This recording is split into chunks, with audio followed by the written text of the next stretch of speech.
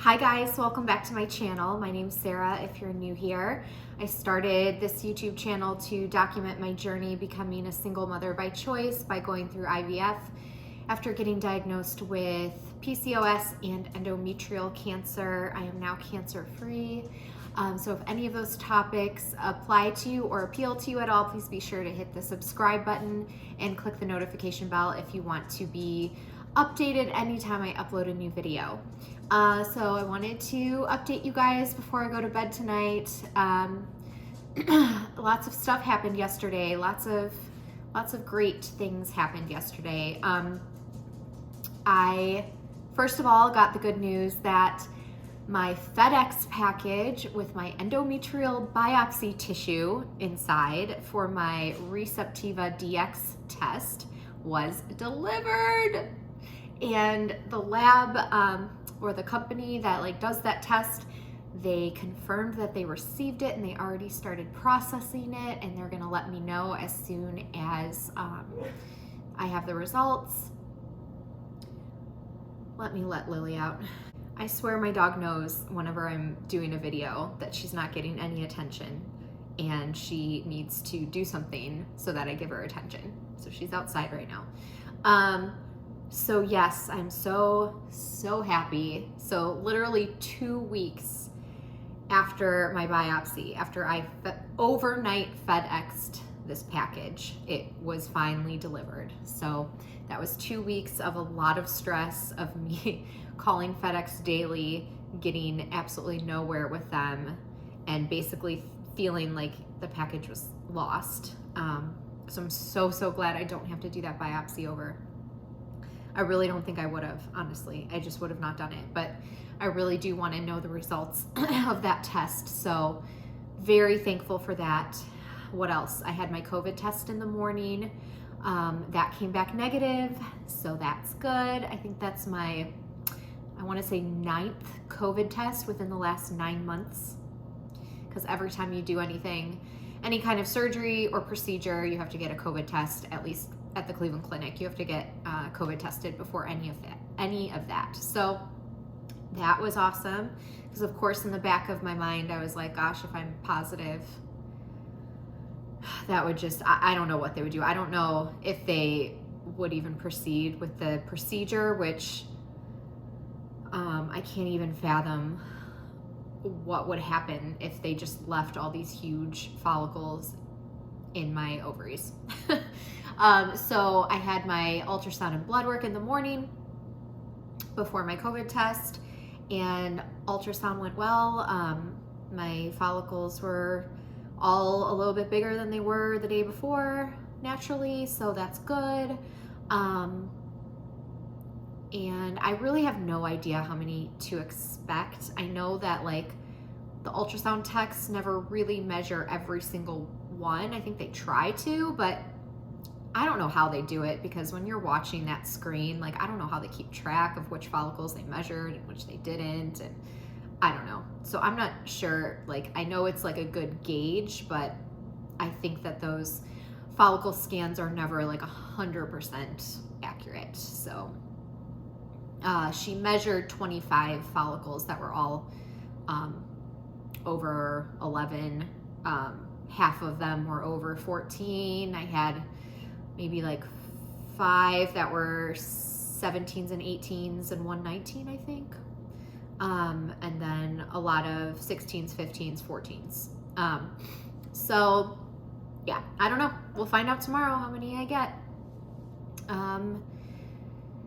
And what else? Blood work was good. My estrogen is still pretty low. So I'm trying to think. I think it was at 900 something on, today's Wednesday, right? So on Monday it was 900 something, and yesterday it was 1400 something. So still so much lower than that exact same day in my last cycle. It was 14,800. So way better. The letrozole is clearly doing its job. And obviously having, half the dose of Gonal-f. So that's good. But I find it interesting because I'm actually, and then so I got I got the go ahead to trigger last night. The other good thing that happened is I did get my trigger shot in time. FedEx delivered my trigger shot around 6 p.m. or so. Maybe it was 5 p.m., 5 or 6 p.m. And I had to trigger at 10 p.m. So I was a little, with my experience lately with FedEx, I was a little bit nervous about that because they overnighted that the day before at the pharmacy. I only had to pay $99 for that instead of $5.99, which is great. So lots of good things happened yesterday. I did want to show you how I do the Lupron trigger shot, so I will insert that footage here. Trigger shot time. So I have the Lupron trigger because I have PCOS. So typically with PCOS, they use the Lupron trigger. They don't want to trigger with HCG because that can cause OHSS, I believe. So I have the Lupron trigger. And I am only doing 80 units. This is what it looks like. Take this cap off. Of course, as always, gotta clean the top.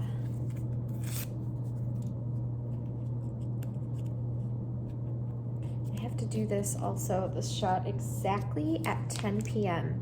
and I am so tired today, and I could have gone to bed at probably 8, but I had to stay up for this. Obviously, pretty important. All right, let's see what time it is. Okay, what do I want to do? I'm getting pretty, not really beat up, but you can see like all the little poke marks. I feel like I have like less ones on this right, but I did the Cetrotide on the right this morning. We'll do the right again.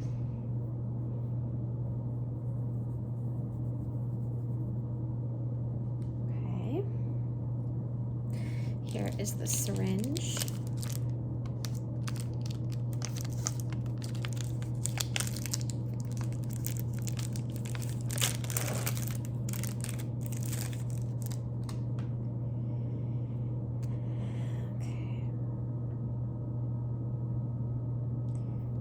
To pull this back to 80, and then inject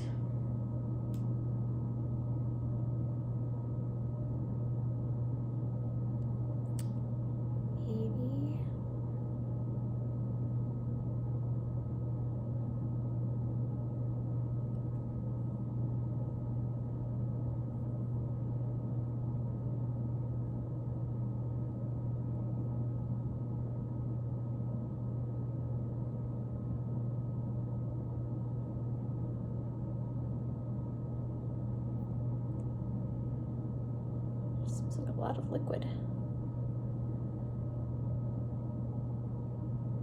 I'll go a little bit past 80 and then, okay. See if there's any bubbles.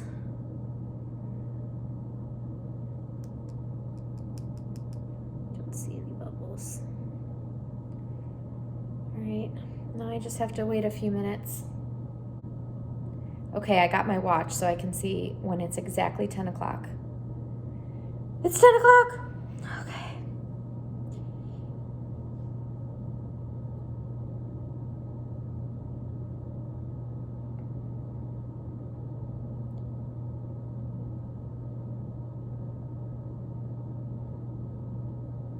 This is so much liquid.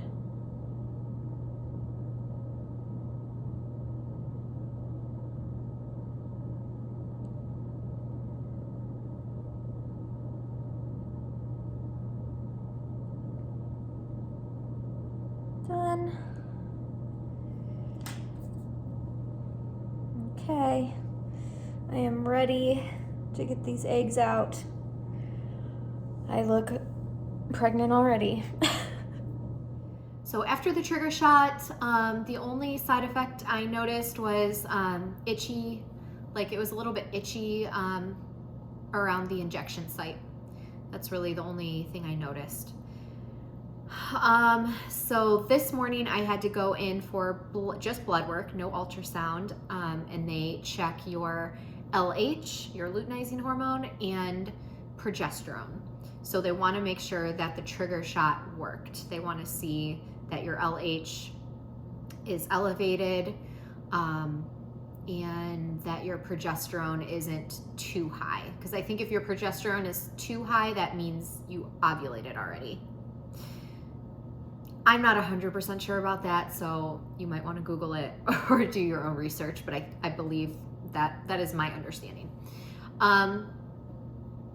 And as of today, I will say that I am waddling now. I'm very bloated. As you could see in my trigger shot video, my stomach is just, like, normally it's flat, and it's definitely bloated and big in that video, and it's even bigger today. And I, just like I've talked about before with my last egg retrieval, I feel about the same as the day before my last egg retrieval, where my ovaries they're so big and they're touching now. As of yesterday's ultrasound, they are touching. So it's like when she's like going from one ovary to the other, like you just see them, like it's hard to even tell them apart. And the reason that they're touching is because, you know, they have a lot of follicles and they're so big, but like since I have a smaller frame, they really just have nowhere to go. So I feel like if you're more of a normal person, like have a normal frame and you're not 5'2", that your ovaries wouldn't be touching, if, you know, they would have more room in your body.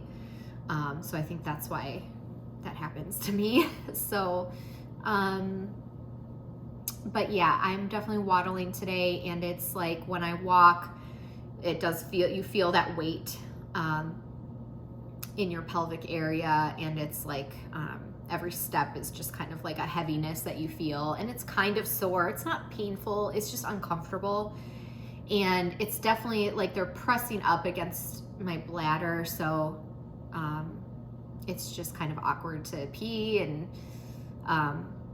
yeah, just like I said in my last video. So I am definitely ready to get these eggs out tomorrow, and really, really, really hoping to avoid OHSS this time. I'm sure I'll be pretty uncomfortable, but I just hope I don't have all the awful symptoms I had last time. And I know I talked about this before, but I just wanted to show you guys. So this is what I've been drinking, Numa. And I got this on Amazon. I'll link it down below. I got like a variety pack. I got 2 of them actually. Or I got a variety pack, and then I got 1 pack of all lemon because I knew I would like the lemon one. And I drank these last time, not as religiously. Like I've been drinking 1 a day since day 1 of stims. And what I do is I pour, because I don't like things like really like sweet. And this on its own, I mean, for most people, of course not nearly as sweet as Gatorade, but like for most people, I'm sure they would like it just like this. It's too sweet for me, so it's 16 ounces. So I pour it in my 32-ounce hydro flask and then fill the rest with water. And I've been drinking 1 a day of these, and I will say I like every single flavor, which is crazy to me. There's a flavor called chocolate mint, which just really turned me off. I'm like, because I like, you know, I like mint chocolate chip ice cream or like mint chocolate things, but like as a clear liquid, because there's no dyes or anything in here. This is all organic. The only ingredients are filtered water, organic coconut water from concentrate, organic lemon juice from concentrate, organic lemon flavor, Himalayan pink sea salt, organic stevia leaf extract. That is it. That's all that's in here. 5 grams of sugar in this whole thing, which is all just natural. These are awesome. But anyways, the chocolate mint is actually really delicious. And I drink all of them diluted, completely diluted by double the amount of liquid. So Yeah, I highly recommend those. And then, so like my first hydro flask for the day is half Numa, half water. And then my second hydro flask for the day, I have been drinking water with one of these inside. So my friend Bethany told me about these. These are super, super clean too. Non-GMO, gluten-free, plant-based, keto, 6 electrolytes and trace minerals. There's stevia in this too, I believe. Yeah. But these are super, super sweet too. So I actually have only been doing, the first day I put a whole packet in my hydro flask and that was way too sweet for me. So today, and yesterday, I did a half a pack in 32 ounces and that was perfect for me. So I just figured that must be a little bit better than just drinking straight up water if I'm getting at least some electrolytes to help prevent the OHSS and stay hydrated. And yeah, so I'm really feeling good about this cycle. I also wanted to tell you, when I got my negative COVID test, I was just thinking to myself, like, I know so many people who have had COVID, and gosh, I don't want to say this and jinx myself, but knock on wood, I haven't gotten it yet. And I know some people probably think I'm crazy, but I really think that this might be why. This Beekeeper's Naturals Propolis throat spray. My mom told me about this a little over a year ago, and I used to get like I'd say every 3 to 4 months, I would get a really bad sore throat. It was never strep. They never knew what it was. Really bad sore throat, swollen glands, and a fever. And I would get that like maybe 2 to 3 times a year. And I've been using this for a little over a year now. I have not had that once, except for after my embryo transfer, I was sick for like 2 or 3 days, but I think that's unrelated. I think I need to talk to somebody about that because I feel like that might have been a sign of something happening with my embryo transfer. But anyways, other than that, in over a year, I haven't gotten sick, and all I do is I spray 4 sprays in the back of my throat every morning. And I've researched this. It says that bee propolis can prevent COVID. So I like it. I'll link this down below too for you guys. But yeah, so I just wanted to share some of those things that I really like with you, and how I'm staying healthy and how I'm preventing OHSS. And I will let you guys know how it goes tomorrow. Retrieval at 10 a.m. I have to be there at 9. I'm also, another thing that's going on today is I'm really tired. Really tired. And that could be from just waking up early every single day for doctor's appointments.